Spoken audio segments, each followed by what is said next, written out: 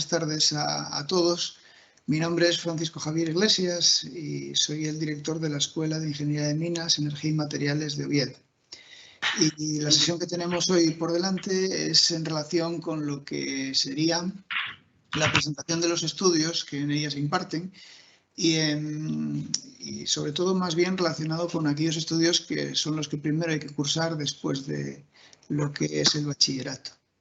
En la escuela pues tenemos una página web, tenemos una serie de redes sociales en las que publicamos las noticias más relevantes y también un correo y un número de teléfono por si alguien pues quiere luego contactarnos, aclarar alguna duda o tener información de primera mano.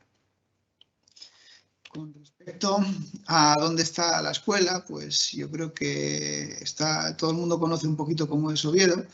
Y si os fijáis, todo el mundo maneja Google Maps, pues si esta es la calle Uría, este es el Hotel de la Reconquista, la escuela está justo al lado de la calle Uría, detrás del Hotel de la Reconquista y a escasos 500 metros de las estaciones principales de lo que sería trenes, muy bien comunicada con el resto de Asturias, y esta es la fachada principal, ¿no? Siempre solemos empezar la presentación comentando un poquito cómo es el espacio europeo de educación superior y lo que hay que hacer pues una vez que se entra en la universidad. Estos serían los 3 niveles de estudios que tenemos en la universidad y generalmente cuando uno aprueba el bachillerato y supera la EBAU, pues los primeros estudios que hay que cursar son los estudios de grado. Estos estudios de grado conllevan generalmente 4 años. Lo que ocurre es que nosotros no lo solemos medir ese tiempo en años, sino más bien en una cosa que llamamos créditos. Créditos que son comunes para todo el espacio europeo y que generalmente cada asignatura te da una serie, cuando la superas, te da una serie de créditos, ¿no? Pueden ser 6, pueden ser 9, 4,5, en función de la duración de la asignatura. Lo normal es hacer los cursos están pensados para que sean de 60 créditos, de tal manera que 60 por 4 son 240, que serían la equivalencia en créditos de un grado. Una vez que se supera ese grado, que en el caso del que nosotros tenemos es el grado de Ingeniería de Tecnologías Mineras, pues ya se podría o salir al mercado laboral, a trabajar en una empresa, o bien continuar en el siguiente nivel de estudios, ¿no? En concreto, los grados son equivalentes a lo que antes eran, en el caso de las ingenierías, los títulos de grado medio, el título de ingeniero técnico. En la escuela lo que tratamos es de fomentar que los estudiantes no solo acaben el grado, sino que se matriculen en el máster, porque generalmente el máster te da una serie de ventajas adicionales al grado, que es, bueno, pues tienes más asignaturas de simulación, tienes asignaturas relacionadas con lo que es la organización y la dirección de empresas. Porque yo siempre digo que generalmente cuando uno entra en una empresa, lo que tiene es que tener unos buenos conocimientos técnicos. Pero en la medida que va ascendiendo por los distintos puestos directivos hasta llegar a la parte superior de la empresa, pues cada vez vas a tener que disponer de menos conocimientos técnicos y más de dirección, ¿no? De gestión, de organización, de temas financieros y económicos. Y eso es, entre otras cosas, se profundizan en aquellas disciplinas que se han visto en el grado, pero también se profundizan en estas disciplinas de gestión y organización de empresas. Cuando se acaba esta titulación, que como veis es de 120 créditos, generalmente son 2 cursos, pues ya podríamos entrar directamente a trabajar en la empresa. Y ponemos aquí sin límites porque ya tienes los conocimientos para poder llegar incluso a la parte superior al nivel directivo de la empresa. O también puedes, si quieres, llegar al último nivel de enseñanza, que es el doctorado, que básicamente lo que hay que hacer en estos casos es una tesis doctoral. Un trabajo sobre algo que te interese y que generalmente aporte conocimiento científico. Este doctorado te permite, pues, luego, o bien dedicarte a la docencia universitaria o bien a la investigación. Y ya más allá, pues no habría ningún otro nivel, ¿no? Generalmente, de la misma forma que los títulos de grado son equivalentes a lo que antes era el ingeniero técnico, los títulos de máster son equivalentes a lo que antes era el ingeniero a secas, ¿no? Ingeniero industrial, ingeniero de minas, pues ahora se llama máster en ingeniería industrial o máster en ingeniería de minas. Con respecto a qué es lo que estudiamos en la escuela, pues muchas veces la gente piensa que la minería pues no tiene futuro, y sobre todo porque estamos en una región, aquí en Asturias, en la que básicamente la actividad minera principal que había hace unos años pues ya no existe, ¿no? Que es la minería de carbón. Pero a día de hoy somos totalmente dependientes de lo que es la minería. No sé si alguna vez os imaginasteis qué ocurriría si no existiese minería en nuestra sociedad. Y entonces, este vídeo pues trata un poquito de mostrarlo, ¿eh? Voy a ir comentándolo. Es un vídeo rápido y nos ilustra qué es lo que iría desapareciendo si no hubiera minería, ¿no? En primer lugar, pues lo que todos pensamos es que los metales vienen de la minería, y entonces lo que desaparecerían serían todos aquellos metales. Entonces vais a ver cómo pues empiezan a desaparecer los tornillos, las carcasas, los soportes, los anillos. Pero es que también muchas de las máquinas que manejamos a día de hoy para producir diversos artículos están hechos de metal. Y si no hay metales, que no hay minería, pues también desaparecerían las máquinas que nos procesarían todos el papel, la madera y demás. Obviamente también tenemos problemas con la ropa, porque a día de hoy la ropa, las fibras no son de origen natural, sino no hay suficientes fibras naturales, hemos tenido que empezar a sacarlas de fibras artificiales o del petróleo.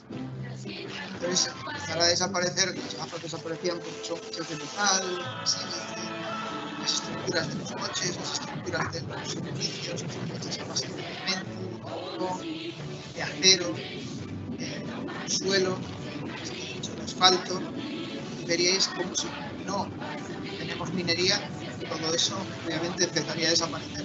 Y ya no digamos el tema de la energía, porque la energía, a día de hoy podemos pensar que estamos migrando hacia modelos de energía renovables, pero el problema está en que esas energías renovables, pues los aerogeneradores necesitan fibra de carbono, necesitan metal, las placas solares necesitan silicio. Es decir, si no sacamos todo eso de la Tierra, pues volveríamos a nuestros orígenes, ¿no? Estos que estamos viendo ahora mismo en la pantalla. Luego, la minería es una actividad imprescindible. Y aunque aquí a lo mejor en Asturias, pues ahora no tengamos minería de carbón, eso no quiere decir que no dispongamos de otra minería importante como es la de fluorita o la de oro. Y que el oro mismamente se utiliza para los microprocesadores de coches, tablets, ordenadores y demás. Luego, la minería es fundamental. Y aquí en la escuela lo que tenemos básicamente son varias disciplinas que trabajamos simultáneamente. Y la primera es, bueno, pues si yo tengo que disponer de recursos, en primer lugar tengo que buscarlos, ahí donde se encuentren. Y generalmente los recursos ya no se encuentran sobre la superficie, porque eso ya se encargaron los romanos de dilapidarlo todo, ¿no? Entonces es necesario utilizar distintas técnicas, drones, sondeos, explosivos, para saber qué es lo que hay debajo de un terreno, por si este terreno tiene agua, si tiene petróleo, si tiene alguna mineralización que sea interesante, ¿no? Si encontramos algo que sea de interés, el siguiente paso es valorarlo, para ver si realmente es rentable extraerlo, todo lo que vamos a tener que gastar en ello y lo que nos van a dar por vender ese material, ¿no? Y si es rentable ya es cuando cometemos la mina. Entonces, en ingeniería de minas pues tenemos que aprender un poquito a cómo se hacen esas explotaciones de minas, y también, como somos los únicos que manejamos explosivos, porque ninguna otra titulación puede manejar explosivos, pues también de alguna forma estamos metidos dentro de lo que es las obras subterráneas, como pueden ser los túneles o las obras de almacenamiento, ¿no? Y no nos quedamos ahí tampoco. Si hay algo que realmente tiene interés de lo que sacamos de una mina, pues lo aprovechamos, ¿no? ¿Y el aprovechamiento para qué puede ser? Pues como decíamos, para producir metales o materiales, es decir, todo aquello que podemos utilizar para fabricar los bienes que habitualmente necesitamos consumir día a día, o bien si podemos hacer algún aprovechamiento energético, como por ejemplo del petróleo para la fabricación de combustibles, pues también aprendemos a manejar y a trabajar con todos los tipos de energía existentes, ¿no? Y obviamente todo esto hay que hacerlo compatible con una buena gestión de recursos y los menores impactos al medio ambiente. Entonces, básicamente, cuando tú entras en la escuela, vas a trabajar todas estas ramas, ¿no? Y esto es lo que le da un poco esa polivalencia a nuestros titulados. El hecho de que si una rama, por lo que sea, no te gusta o va mal, no hay suficiente empleo en ella, pues siempre te vas a mover a otra, ¿no? Oye, que no hay suficiente empleo en la minería, pues me meto a la metalurgia. Que no hay suficiente en la metalurgia, me voy a la energía. Que la energía, cada vez necesitamos más energía y es un sector que va a demandar muchísimo empleo, ¿no? No obstante, en la escuela, como veis, tenemos toda una serie de másters específicos en cada una de las disciplinas o transversales, como pueden ser el de prevención de riesgos laborales. Luego, como veis, el ingeniero de minas tiene muchas más salidas profesionales que las que generalmente la gente conoce, ¿no? Y yo creo que todo esto se resume en este vídeo. Aquí vais a ver pues, muchas de las salidas que a día de hoy puede tener un ingeniero de minas, es decir, en dónde se puede colocar. Despierta, mira a tu alrededor.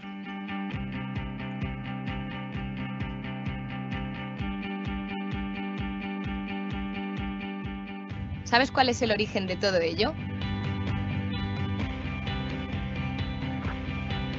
¿Te imaginas tu vida sin minerales, sin acuíferos subterráneos o sin fuentes de energía?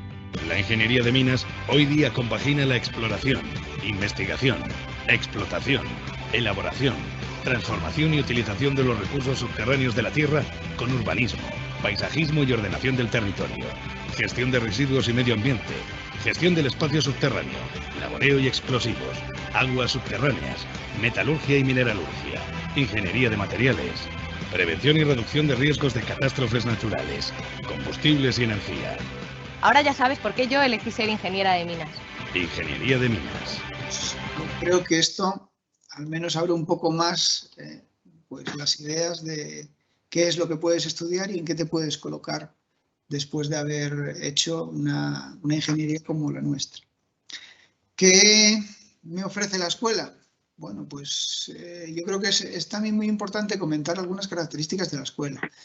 Ahora mismo, generalmente en el grado nos suelen entrar del orden de 20 alumnos y eso hace que esta formación, por esos 20 alumnos, 30 que puede haber en algunas aulas, hace que sea prácticamente muy personalizada, que el contacto con el profesor sea muy estrecho.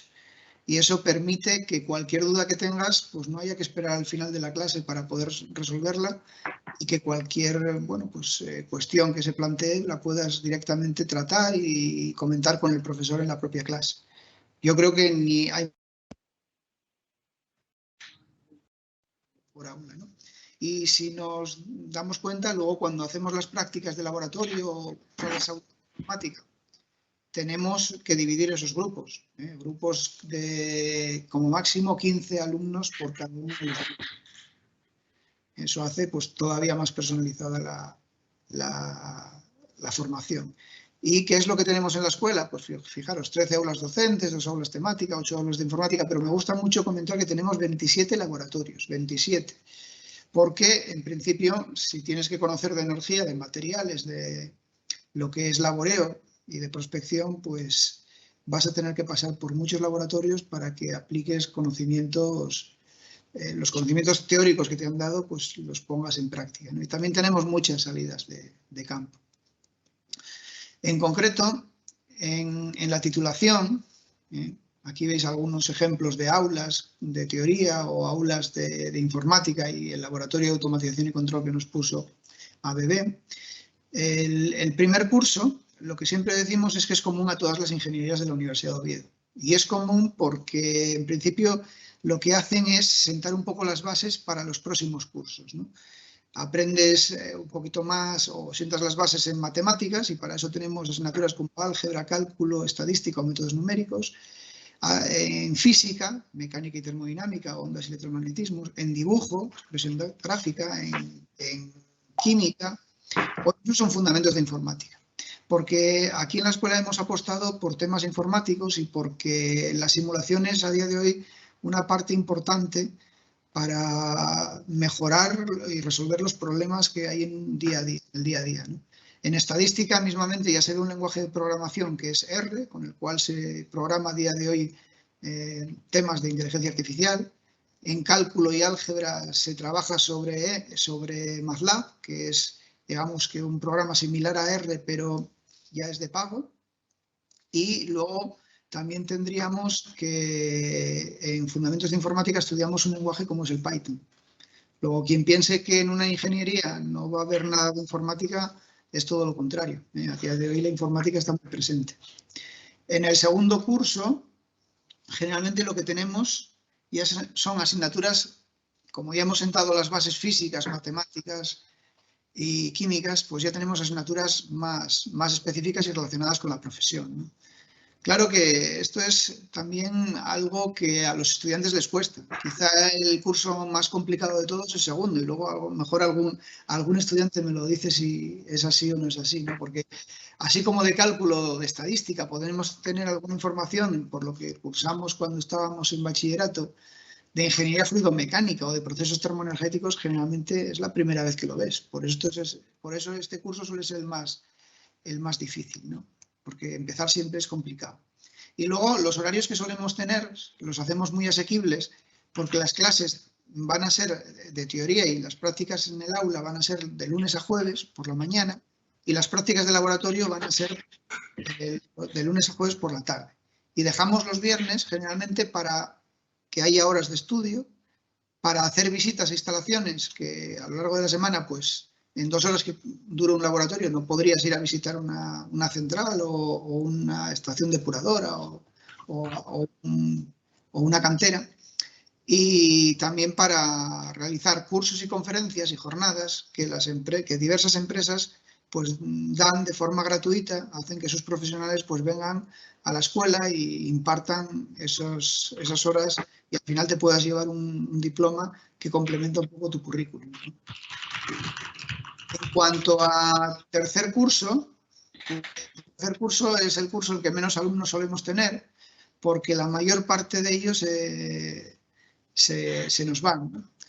¿Y por qué se nos van? Bueno, pues fijaros, a todos nos han enseñado siempre que el mundo es así, el principal productor, el principal consumidor, pero en realidad el principal circuito comercial está aquí, ¿eh?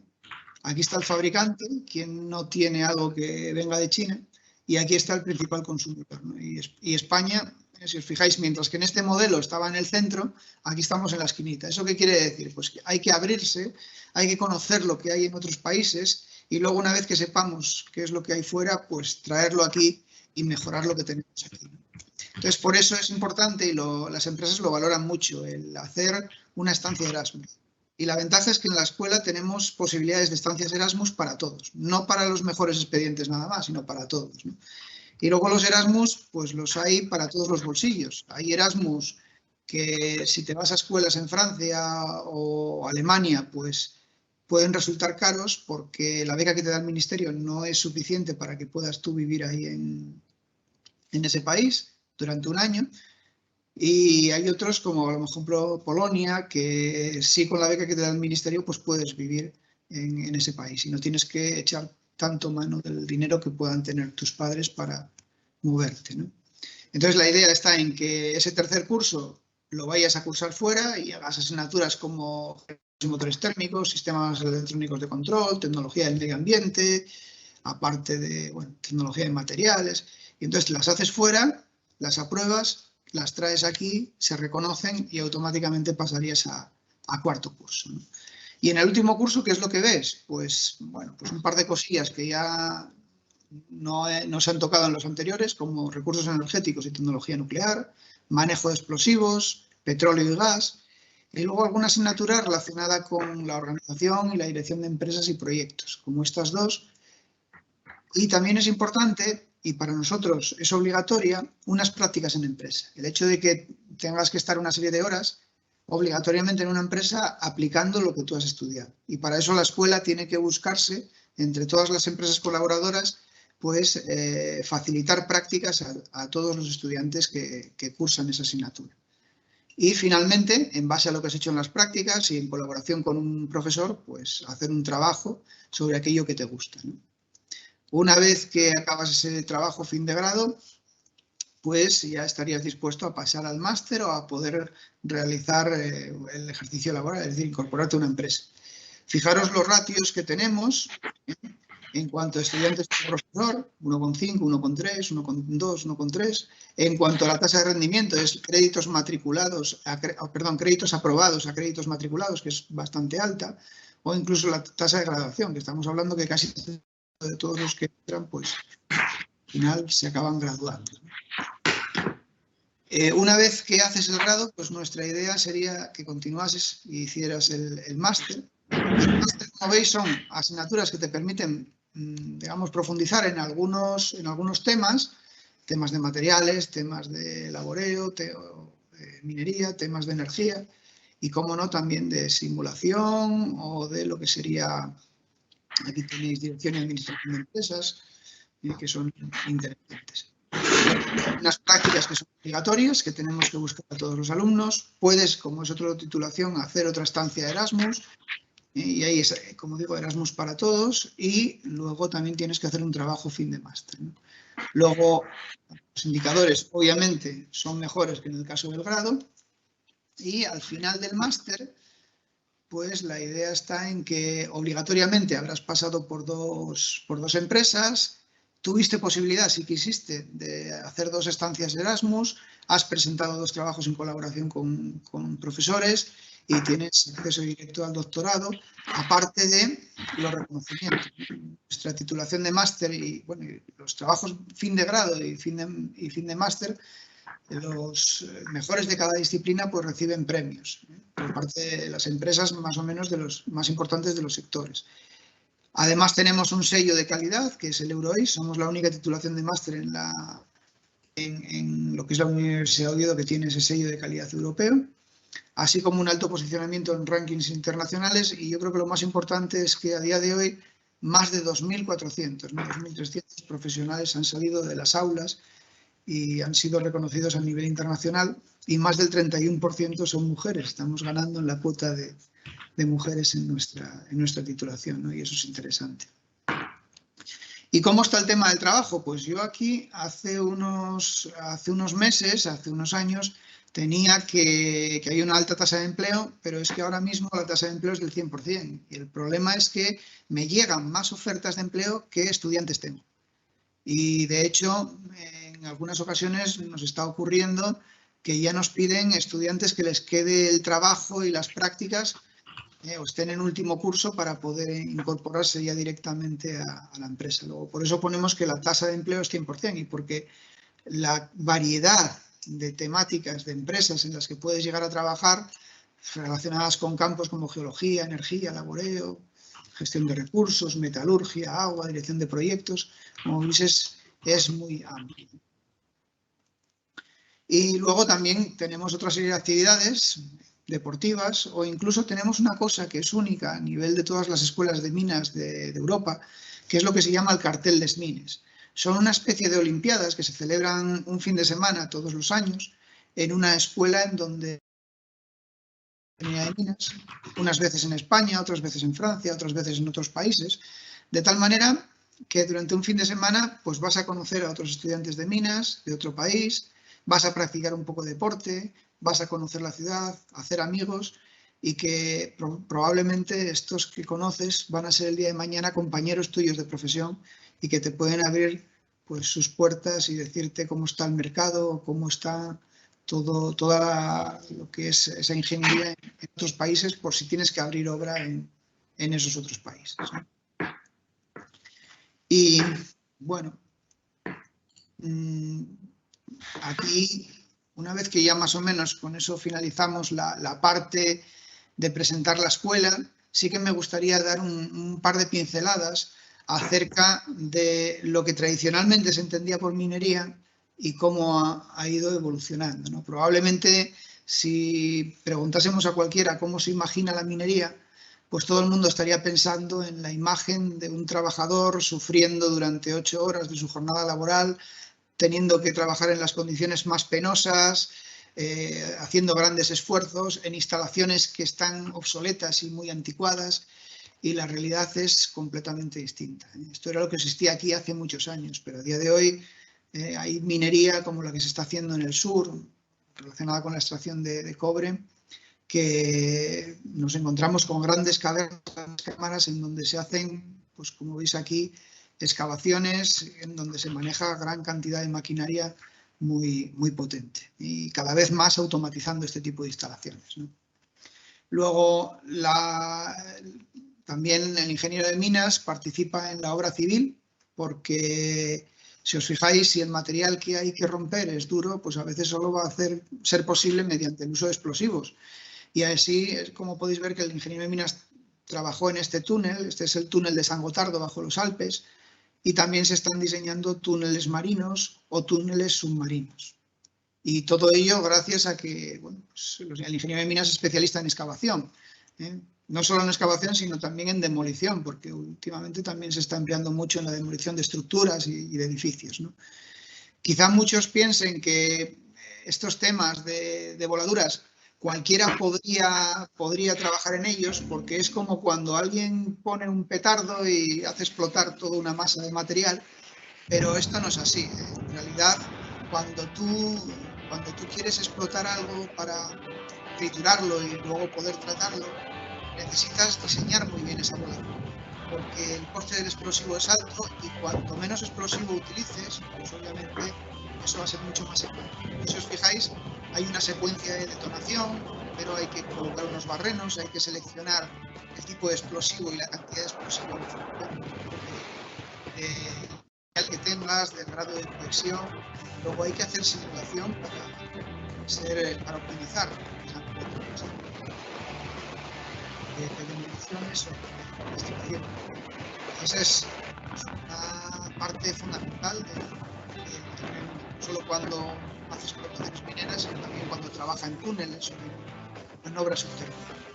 Una vez que eso ya está pues triturado, el siguiente paso ya sería el transporte, ¿no? Claro, cuando el material es blando y no tengo que utilizar explosivos, utilizo unas máquinas como estas, que son rotopalas, enormes máquinas. Aquí veis estas pulguitas que son los trabajadores, ¿eh? Y estos cazos lo que hacen es en continuo tratar de extraer ya el material, ¿no? Eso solo cuando el material es blando. Cuando no es blando hay que utilizar explosivos y luego cuanto más grande sea la máquina, pues eso me va a permitir mover más terreno y gastarme menos dinero en transporte. Por eso la maquinaria que se utiliza generalmente es una maquinaria pues muy grande, ¿no? Este es un camión de cantera en comparación con lo que es un camión normal, ¿no? O esto sería el cazo de una pala cargadora en comparación con una persona, ¿no? Luego siempre hay maquinaria muy grande. Y si nos fijamos, bueno, pues lo que sale de una mina, pues generalmente no todo lo que sale de la mina se puede aprovechar. Muchas veces piensa la gente que lo que hay en profundidad son minerales tal como los podemos ver en las vitrinas de exposición. Pues no es así, ¿eh? Lo que muchas veces nos parece como interesante explotar es cuando hay una cierta concentración del mineral. Y aquí tenéis, por ejemplo, si yo estoy tratando de obtener cobre, veis que a lo mejor un mineral que pueda contener cobre es la calcopirita. Y esa calcopirita, que es ese concentrado de cobre, hierro y azufre, pues en una mina, con que solo haya estas pequeñas fracciones, a veces puede ser interesante ya extraer ese material, ¿no? Es decir, aquí veis un poquito cómo es lo que se extrae de la mina y que solo una parte de lo que hay ahí dentro, esto que está en naranja, es lo que nos interesa y lo demás no nos interesa. Entonces, como no voy a transportarlo todo, tengo que triturarlo a un tamaño muy fino y luego separarlo aprovechando alguna característica, ¿no? Y por eso es necesario que al lado de una mina, a cielo abierto, pues haya siempre una planta de tratamiento, ¿eh? Para, digamos, que esto que es lo que me interesa, la mena, pues separarlo de lo que no me interesa, que es la ganga o el estéril. El estéril lo vuelvo a llevar a rellenar a la mina y lo que me interesa, pues ya luego lo aprovecho, por ejemplo, para metalurgia o para combustibles. Si puedo fabricar un material o un metal con él, pues lo hago para un aprovechamiento metalúrgico, ¿no? Entonces, mediante estas plantas, yo directamente soy capaz de extraer un material, esto que está aquí, ya más concentrado, ¿no? Pero al final voy a necesitar utilizar procesos metalúrgicos, bien mediante calor, bien mediante agua, que sean capaces de ya obtener un material mucho más puro, ¿eh? La metalurgia va después de la mina y aquí se estudian todas las metalurgias del oro, del cobre, del plomo, Es decir, hay que saber, pues teniendo lo que se saca de una mina, ser capaz de producir pues todos aquellos metales que luego se emplean en diversas utilidades, hasta por ejemplo en nuestro móvil, puesto que los circuitos electrónicos están hechos de cobre, ¿no? Bueno, aquí simplemente os he presentado un poquito pues dos salidas profesionales, como pueden ser la minería o como pueden ser la metalurgia, pero en esta ocasión, y para ir variando un poquito todos los años, contamos con un profesor que nos va a hablar un poquito de cómo se estudia y cómo se vive la energía dentro de la escuela. Y para ello está la profesora María Belén Folgueras, que va a ser quien en principio pues os comente un poco temas de energía en nuestra escuela, qué es lo que se ve sobre energía. Belén. Bueno, gracias Francisco y buenas tardes a todos. Efectivamente, mi nombre es Belén y soy profesora del Departamento de Energía. Mi docencia mayoritaria está en la Escuela de Minas y bueno, lamentablemente me ha fallado la cámara del ordenador y no puedo salir, pero bueno, voy a intentar compartir una presentación que tengo ahora mismo sobre la energía. Dejadme ver un momentín, aquí está la presentación. Esperad un segundo. Ay. Bueno, ¿la veis ahora? ¿La veis correctamente? ¿La veis en grande? Sí, ahora se está viendo ya. Sí. Vale. Bueno, en primer lugar, evidentemente, bueno, como os comentó el director de la escuela, los campos profesionales de los ingenieros de minas son muchos, ¿no? Como refleja esta transparencia y como ya os comentó el director. Pero yo concretamente, ya sabéis, como soy profesora del Departamento de Energía, me voy a concentrar en lo que sería el campo de la energía y los combustibles.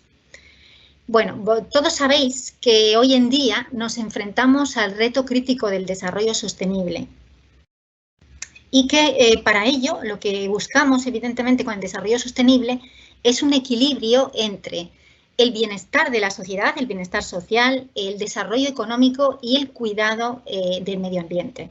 Ese equilibrio, evidentemente, es difícil de conseguir, pero evidentemente estamos en ello, ¿no? Y entonces, los pasos que estamos dando con la transición energética es precisamente para conseguir ese equilibrio. Eso nos permitirá, como os dije, bueno, pues seguir creciendo económicamente, pero a la vez proteger al planeta. Bueno, fijaos que los Objetivos de Desarrollo Sostenible de las Naciones Unidas ponen precisamente de manifiesto esta idea, ¿no? de perseguir y conseguir el desarrollo sostenible. Y yo concretamente destacaría 3 retos, ¿vale? El reto 4, que es conseguir una educación de calidad para todo el mundo. El reto 7, que es conseguir una energía asequible y no contaminante también para todo el mundo. Y el reto 11, que nos permitirá obtener o conseguir ciudades y comunidades sostenibles. Bueno, ¿con qué herramientas contamos para conseguir esa sostenibilidad, ¿no? Es que para conseguir el desarrollo sostenible. Bueno, pues por una parte tenemos el empleo de fuentes de energía renovables, es decir, que en la medida de lo posible vayamos sustituyendo las fuentes de energía convencionales o algunas de ellas por energías renovables, que además hagamos un uso racional y eficiente de la energía y que tendamos hacia la economía circular. Ya sabéis que la naturaleza no desaprovecha nada, para la naturaleza no hay recursos, pues que nosotros como ingenieros y ingenieras seamos capaces también de conseguir eso mismo, es decir, aprovechar lo que consideramos hoy día residuos y no dejar que nada no se aproveche. Bueno, entonces, como esos son los 3 pilares básicos con los que contamos, de los que vamos a disponer para conseguir el desarrollo sostenible, voy a hablaros en concreto de 2, que son el empleo de fuentes de energía renovables y el uso racional y eficiente de la energía. Bueno, empecemos por las energías renovables. Bueno, fijaos que en cuanto a energías renovables ya sabéis que hay muchas posibilidades, pero todavía queda un enorme esfuerzo por llevar a cabo. Fijaos que en la fotografía de la izquierda aparece la primera planta que se ha montado en España fotovoltaica flotante. Si os fijáis, aparecen unos cables precisamente por los que se evacúa la energía eléctrica y las placas están situadas sobre un embalse. Esta planta se ha montado en Extremadura, tiene 3.000 módulos fotovoltaicos de diversos tipos y una superficie de 12.000 metros cuadrados. Resulta que, ¿qué ventaja tiene, por ejemplo, poner paneles solares fotovoltaicos sobre un embalse? Bueno, pues que la exposición a la radiación solar es más alta y que además estas placas permiten obtener mayor rendimiento a menores temperaturas. Entre otros beneficios, e incluso contribuyen a mejorar la calidad del agua porque evitan la proliferación de determinadas algas. Fijaos que este tipo de instalaciones transforma la radiación solar en energía eléctrica. Pero existen otras plantas, como los que aparecen en las transparencias de la derecha, que lo que hacen es transformar la energía solar en energía térmica. Fijaos que en esta fotografía superior de la derecha aparecen colectores cilindroparabólicos que lo que hacen es concentrar la energía solar sobre el tubo central y por lo tanto obtener un fluido a alta temperatura que desarrollaría un ciclo termodinámico y sería capaz de producir energía eléctrica. Es decir, a partir de la energía solar somos capaces finalmente de producir energía eléctrica. Son plantas de generación termoeléctrica solar. La planta de abajo también es una planta de generación termoeléctrico solar, pero tiene una central de torre. Veis que hay un campo de heliostatos que concentrarían la energía solar en el receptor central. Con ello se pueden alcanzar temperaturas de 1000 grados Celsius, incluso más, pero bueno, lo normal es producir vapor a temperaturas en el entorno un poquitín por debajo de 600 grados Celsius. Pero bueno, todavía se puede seguir desarrollando esta tecnología y mejorando. Bueno, en cuanto ya sabéis que la energía eólica también tiene un gran potencial, ¿no? Y que en Asturias, por ejemplo, se van a montar, en la costa cantábrica se va a montar un parque eólico offshore, es decir, en el mar. Fijaos que a la derecha tenemos un aerogenerador, por ejemplo, el más grande ahora mismo que hay instalado en España, que daos cuenta, este está situado concretamente en Granada, en un parque eólico que se llama Parque Eólico Mamut, y que tiene, si observáis, desde el suelo hasta la punta de la pala, hasta el extremo de la pala, una altura de 150,7 metros. Fijaos que la altura del buje, que es al que están unidos, es el que une las palas, es este que veis en el centro, la altura es de 90 metros. La mayor parte de los aerogeneradores, como podéis observar, son tripala, porque de esa manera están equilibrados los esfuerzos. Y además este aerogenerador tan grande es capaz de proporcionar una potencia de 2,5 megavatios y generar electricidad aproximadamente para unas 2000 viviendas. Los parques, por ejemplo, eólicos que se van a montar en Asturias, algunos de ellos tienen el objetivo de generar hidrógeno verde. Bueno, además también están las plantas, por ejemplo, de biomasa. La planta que tenéis, por ejemplo, a la izquierda es una planta, es la planta más grande del mundo para generación de energía eléctrica a partir de la biomasa. Tiene 740 megavatios de potencia, está situada en Reino Unido y resulta que fue reconvertida en el año 2013 a partir de una planta de carbón de 1000 megavatios.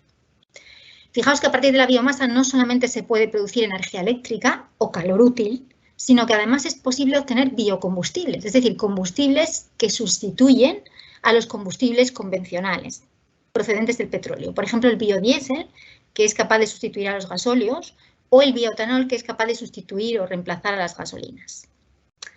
Bueno, seguimos teniendo más opciones, ¿no? Más energías renovables. Por ejemplo, las que veis en las diapositivas superiores es un aprovechamiento de la energía mareomotriz. Concretamente aquí tenemos un generador de marea. A partir de las mareas generamos energía eléctrica. Estas fotografías de la parte superior, del centro y de la derecha corresponden a presas de marea. Veis las turbinas que transformarían el agua la energía mecánica, la energía del agua en energía eléctrica, ¿no? Bueno, energía mecánica, perdón, y esa energía mecánica en eléctrica mediante un alternador. Fijaos en las fotografías de la parte inferior, tenéis un aprovechamiento en este caso de la energía undimotriz, ¿vale? Es decir, esto aprovecha la energía de las olas. También el dispositivo que tenéis aquí moviéndose aprovecha la energía mediante flotadores, aprovecha la energía de las olas. Y la ventaja que tiene la energía de las olas es que la potencia por unidad de superficie puede llegar a ser muy alta, puede proporcionar una potencia media por unidad de superficie de 25 kilovatios por metro cuadrado, la potencia media anual. Fijaos que la del Sol es de 1 kilovatio por metro cuadrado.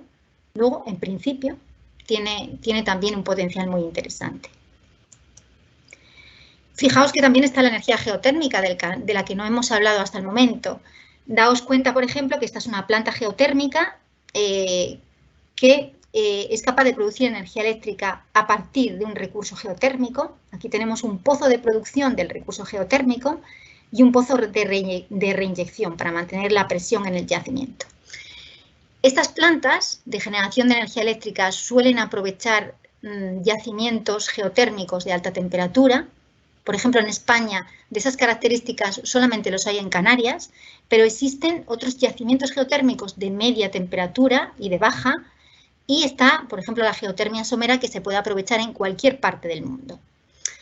No solamente es posible aprovechar recursos energéticos, recursos renovables de forma aislada, sino que es posible trabajar con plantas híbridas, como la que muestra la transparencia del fondo, que combinan, por ejemplo, distintos tipos de energías renovables, como por ejemplo aerogeneradores y placas solares fotovoltaicas.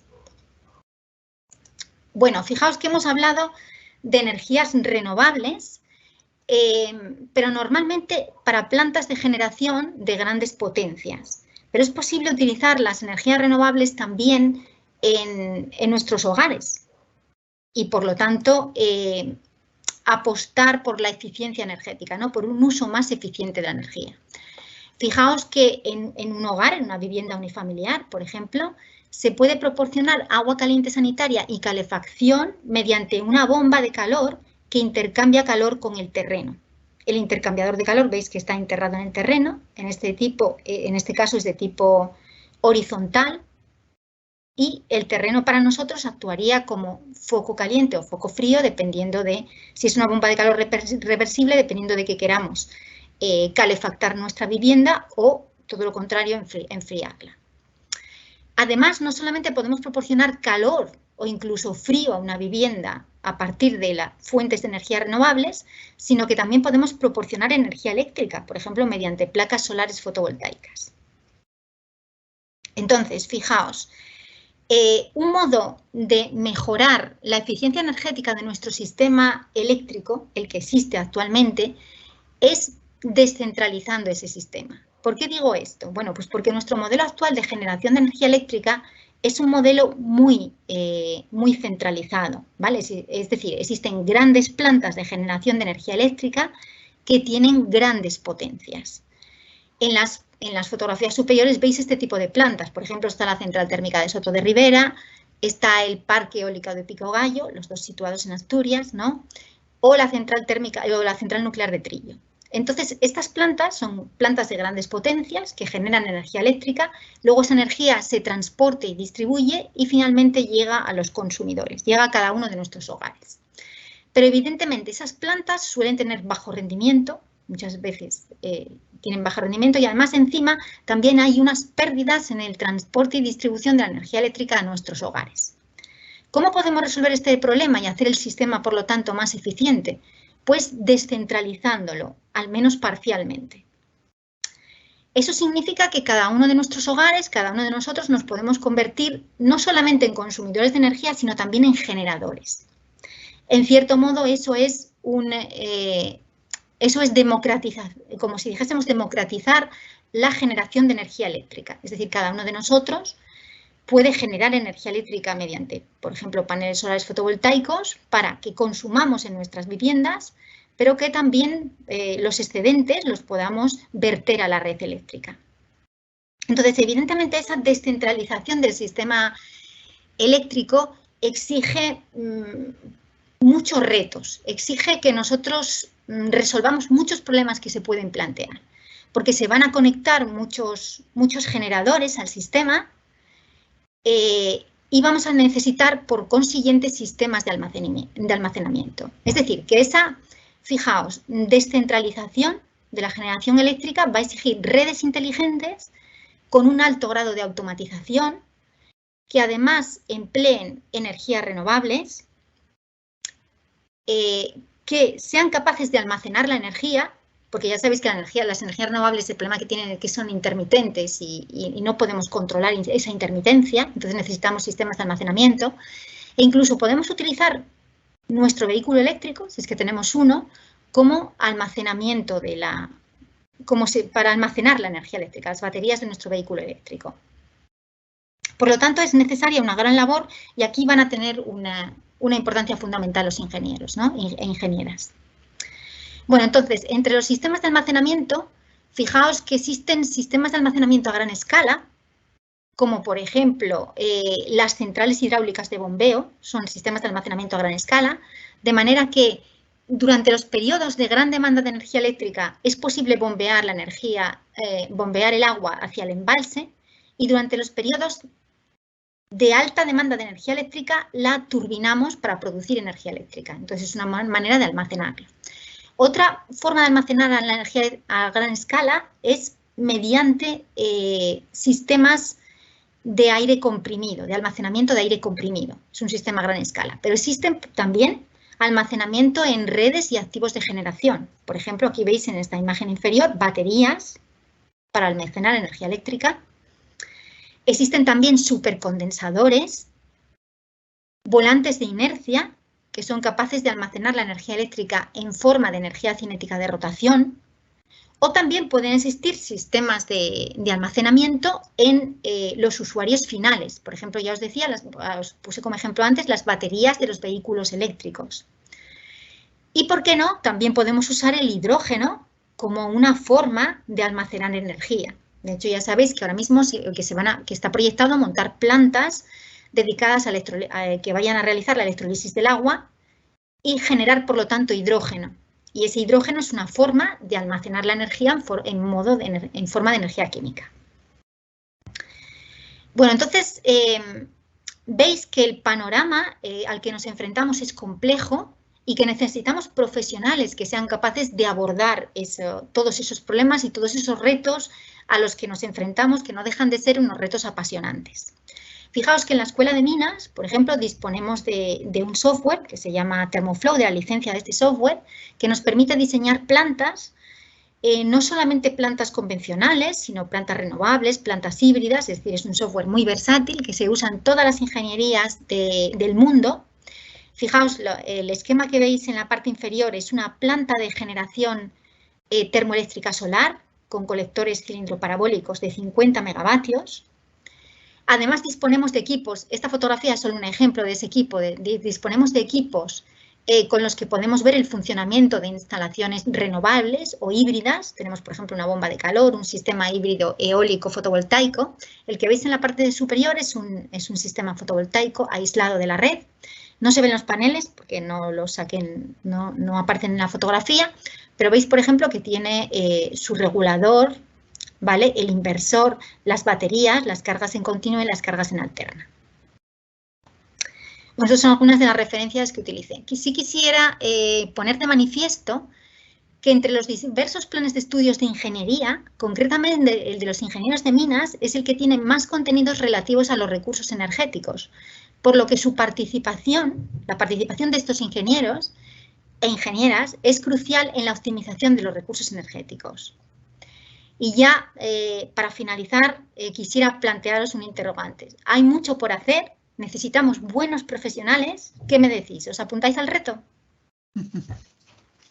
Muchas gracias, Belén, por tu fabulosa explicación de las energías renovables y cómo se estudian o cómo se ven desde la escuela.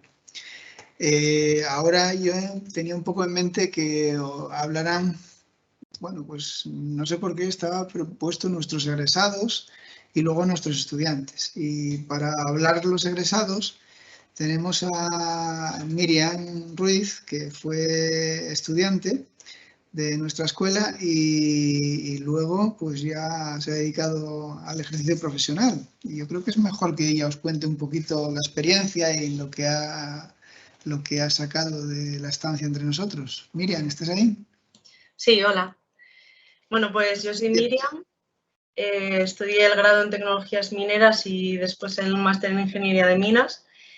Y bueno, yo de mi experiencia lo que me gustaría destacar es, en primer lugar, que la ingeniería de minas, bueno, se ha dicho ya sobradas veces en esta reunión, pero que es muy amplia. Se tienen conocimientos en muchos campos que te permiten trabajar en numerosas empresas, seguir con investigación. Es muy amplio lo que son los estudios. Y después también me gustaría destacar el tema del profesorado y la circunstancia que tenemos con la ingeniería de minas. En la escuela, pues siempre somos muy poquitos en clase, es muy fácil estar en contacto con el profesor y transmitirle tus dudas, tus inquietudes. Entonces eso a mí me ayudó mucho. Es más, yo siempre cuento algo y es que yo cuando estudiaba y trabajaba, no tenía mucho tiempo y mis compañeros siempre me decían, esta asignatura o esta otra son las complicadas, búscate una academia y tal. Y yo siempre, me ha pasado varias veces, que esas asignaturas más difíciles al final acabé aprobándolas cuando me tomé mi tiempo, fui a todas las clases, pregunté al profesor, tuve tutorías y al final las asignaturas más duras eran las que acababas cogiéndole más cariño, acababas sacando mejor nota, gracias a eso, ¿no? Al ser poquita gente, tener pues, un trato genial con los profesores. Y bueno, por último, me gustaría destacar, por una parte, las prácticas, porque bueno, ya se ha comentado, pero me parece que es muy importante decir que en muchas otras carreras no todo el mundo tiene acceso a unas prácticas en la empresa, solo pues a lo mejor los mejores de la promoción o algo así.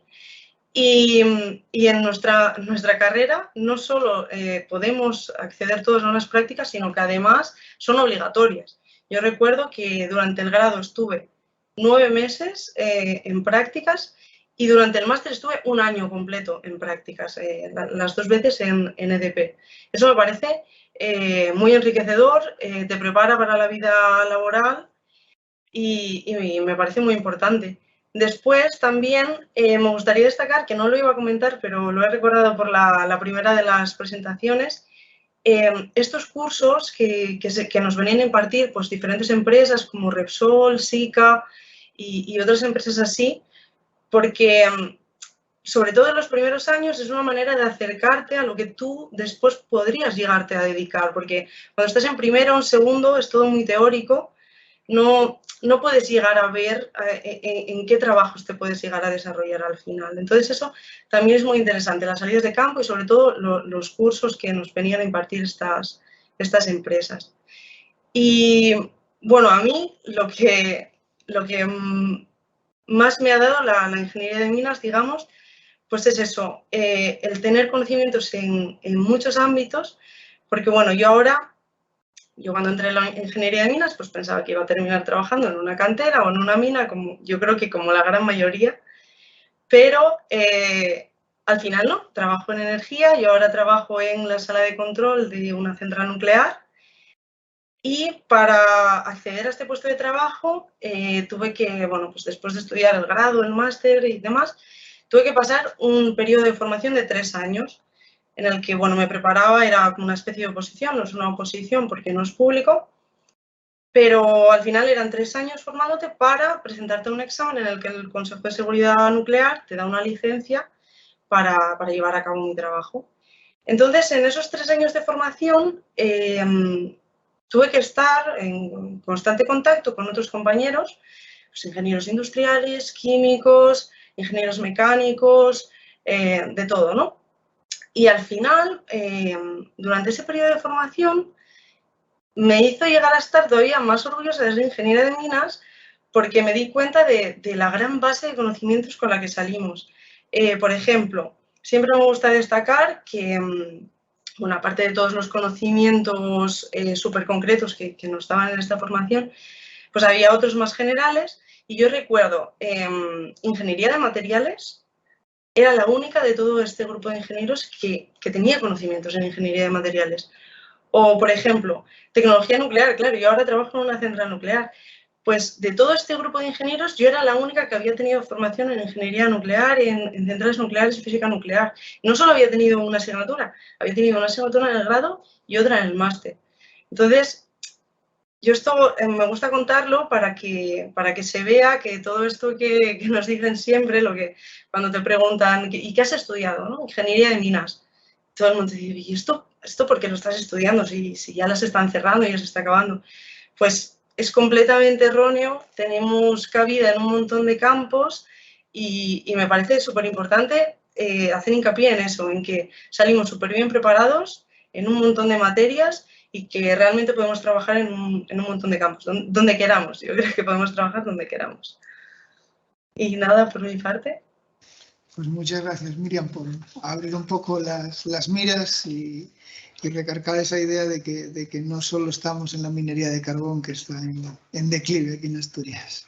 Sí. Y yo creo que ahora le toca el turno a una de nuestras estudiantes, que es Caroli. Este año está haciendo el primer curso de máster en Ingeniería de Minas, después de haber hecho el grado con nosotros. Y no sé, ¿qué nos puedes decir, Caroli, sobre tu visión de las titulaciones?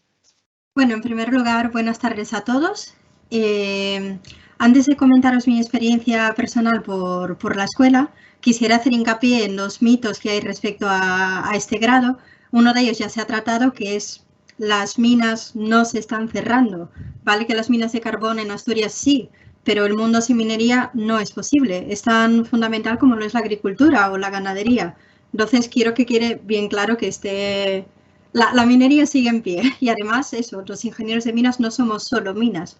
Otro gran mito que existe en torno a este grado es la dificultad, pero minas es imposible. Realmente no considero que sea más complicado que otras ingenierías. Sí se puede. No es el más fácil, no es la carrera más fácil, pero no es imposible. Además, tiene una gran ventaja que comentaré a continuación. Bien, yo elegí este grado porque tenía pensado trabajar en plataformas de petróleo o algo relacionado con el mundo de los hidrocarburos, hasta que llegué a la escuela y descubrí el gran abanico de posibilidades que existían. Por ejemplo, yo no sabía que los explosivos eran exclusivos de la titulación de los ingenieros de minas, o nuclear, que es un ámbito que me interesa bastante, o también la energía. Otra de las cosas con las que me encontré al llegar fue el ambiente familiar que existe en la escuela. El que seamos tan pocos tiene numerosas ventajas. Por ejemplo, frente a los profesores, ya lo comentaba Miriam, hay un contacto muy personal con los profesores. Y al llegar creo que me pasó un poco como ella, que me decía, no, esta asignatura sin academia no la sacas, pero es mentira, el ir a clase ya es una academia. Tienes una clase particular para ti solo, puedes preguntar cuando tú quieras, tienes correos, es muy, muy, muy personal la educación. Y en este caso estoy muy grata porque comparo con otras compañeras que estudiaban Derecho e Informática y no tenían esta facilidad. Luego, el que seamos pocos también hace que todos nos conozcamos, pero no solo entre los compañeros de clase, sino entre cursos. Y claro, es de gran ayuda preguntarle, oye, esta asignatura o este trabajo, y somos como una gran familia que nos vamos ayudando unos a otros. Y también, pues bueno, no solo a nivel académico, sino también a nivel personal, pues las espichas famosas que tenemos en Minas sí que nos juntan muchos. Y luego otra gran ventaja es a nivel laboral, no tenemos tanta competencia como existe en otras carreras, o al menos es la percepción que yo tengo. Todos mis compañeros mayores que ya se han graduado están trabajando y en muy poco tiempo. Y también noto que muchos de nosotros incluso accedemos al mundo laboral a través de profesores que nos recomiendan o que tienen contactos, incluso excompañeros nuestros también te pueden echar una mano porque se forma en la escuela una familia que se traslada, yo creo que luego a la vida, no se queda solo en los muros académicos. Y para finalizar, me gustaría deciros que si estáis planteándoos hacer este grado, no lo dudéis, es el elegido. Y si queréis hacer una ingeniería, pero no sabéis cuál, yo apostaría por esta, porque es una ingeniería muy amplia, con un alto grado de empleabilidad y con la facilidad de que vas a tener el apoyo de los profesores. No vas a ser un número más, vas a ser alguien. Y esta es, en conclusión, lo que quisiera decir. Pues muchas gracias, Caroli. Yo, por lo que os llevo oyendo a lo largo de todos estos años, siempre lo que me comentáis es que es más importante la constancia que la inteligencia. Sin duda, sin Creo que duda. eso es algo que sí, que es cierto y se repite año a año. Y hace más el que puede que el que quiere. Sí, eso es cierto. Bueno, yo si me permitís, pues ya lo único que me quedaría por tratar de acabar un poco este tema sería comentaros la visión de futuro, ¿no?, que tenemos en la ingeniería de minas. Alguna idea ya nos la proporcionó Belén.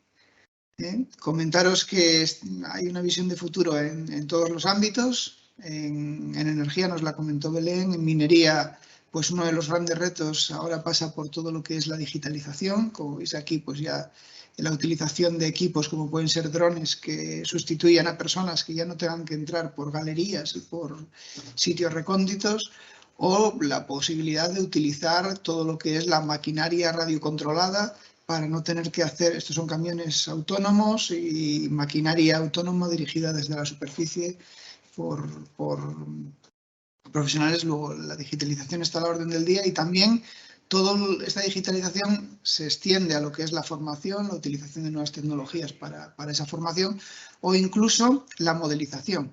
A día de hoy, uno de los grandes digamos, retos que tenemos es y en la escuela hemos asumido con bastante gusto, es la utilización de software informático pues en todos los ámbitos, ¿no? Como comentaba Belén Folgueras, en energía tenemos el ThermoFlow, en minería también tenemos programas de simulación, incluso contamos con personas que han desarrollado esos programas y que son profesores para explicárselos perfectamente a los alumnos, y son programas que te permiten, una vez que haces los sondeos, modelizar todo el yacimiento e incluso diseñar y seguir día a día las actividades mineras. Y lo mismo nos va a pasar para los materiales, ¿no? Otro compromiso que tenemos en la ingeniería de minas, que probablemente pues, muchos siempre están pensando que somos una ingeniería que daña el ambiente, el paisaje, y mirar, este es un ejemplo de cómo estaba una de las mayores minas de lignito que había aquí en España, que es Aspontes. Antes de venir la mina, pues prácticamente todo esto eran terrenos, no había absolutamente nada. Con la mina vino el empleo, vino la industria, el desarrollo económico, vinieron otras actividades posteriores a la mina, en este caso como la de carbón, todas estas centrales. Y la mina, como todo ser vivo, nace, crece y cuando se agota lo que hay que extraer, pues muere. Pero fijaros que una vez que ha muerto esa mina, pues el hueco central se ha rellenado creando un lago artificial con zona de playa para recreo y deportes acuáticos. Todo esto se ha revegetado y fijaros, toda esa población que vino para la mina pues sigue estando ahí, sigue fijándose para otras actividades productivas. Luego, el futuro pasa por un mayor compromiso ambiental por parte del ingeniero de minas, una mayor búsqueda de lo que comentaba antes Belén, que es la economía circular.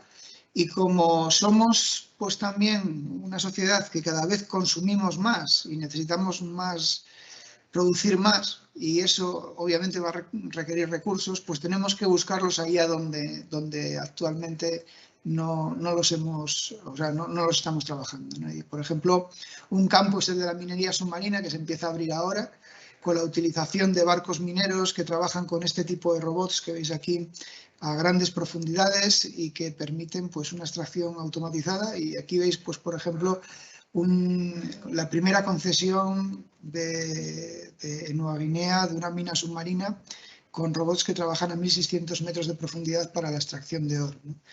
Pero a día de hoy, si os digo la verdad, uno de los proyectos en los que más estamos involucrados en la escuela es en la minería espacial. ¿Y por qué digo que estamos involucrados? Pues porque tenemos un laboratorio que es el de modelización matemática e inteligencia artificial y tenemos la sede del Instituto de Ciencias y Tecnologías del Espacio de Asturias. Y desde aquí nuestros estudiantes pues pueden también hacer, en principio, una prospección espacial, es decir, utilizar nuestros telescopios, utilizar datos de la NASA, con la que colaboramos en varias misiones. Y la idea es caracterizar cuerpos, asteroides, que pueda haber en el espacio y que a veces esos asteroides, pues simplemente por el contenido metálico que tienen, pues pueden ser importantes, porque a lo mejor lanzar una misión, captar ese asteroide y traerlo a la Tierra, pues puede suponerte más platino del que hemos consumido desde el origen de los tiempos aquí en la humanidad, o simplemente porque un asteroide tenga agua, eso puede convertirse en el futuro en una especie de gasolinera espacial, ¿no? Entonces esa primera fase ya la estamos llevando desde aquí, desde la escuela, que es la caracterización de los cuerpos espaciales, y hay muchos, hay estudiantes que están haciendo su trabajo fin de grado, fin de máster sobre ello. Y a día de hoy ya existen dos empresas, Planetary Resource y Deep Space Industries, que están participadas por Google y que el objetivo de ellas es lanzar misiones ya a lo largo de esta década para captar esos recursos, ¿no? Luego, pues yo creo que como resumen podríamos decir que, en primer lugar, no hay que alarmarse por la escasez de recursos, a pesar de que somos cada vez una sociedad que demandamos más recursos, y que el ingeniero de minas pues tiene el compromiso de proporcionar esos recursos que la sociedad necesita, y por eso yo creo que nos espera un futuro prometedor que tenemos por delante, y que eso hará que nuestra ingeniería, pues a pesar de que las minas de carbón se agoten o se acaben, pues todavía existirán muchas más que van a ser necesarias poner en juego, o otras actividades como la energía, en la que tendremos los ingenieros de minas mucho que decir. Entonces, pues esta es un poco las transparencias finales. Yo solo quería agradeceros a los que habéis estado siguiéndonos desde el principio, pues haber escuchado estas palabras, y agradecer sobre todo a quienes habéis participado, a Caroli, a Miriam, a Belén, por vuestras palabras y por haberos quitado una especie de tiempo que seguro que para vosotros, que ahora entramos en fase de vacaciones, pues os vendría muy bien, ¿no? Entonces, muchas gracias a todos, y si alguien tiene alguna pregunta, algo que quiera comentar, a hacernos alguno de los que estamos aquí en la presentación a través del chat, pues bienvenida será, y si no hay ninguna pregunta, pues lo dejaremos aquí. ¿Alguna pregunta que alguien quiera formular? Bueno. Esta presentación va a quedar grabada y la dejaremos disponible a través del canal de YouTube de la escuela. Bueno, pues como no hay preguntas, pues yo creo que vamos a dejar aquí la presentación. Entonces, simplemente reiterar las gracias a los asistentes y sobre todo a los que habéis estado apoyándonos con vuestras exposiciones. Venga, pues muchas gracias a todos.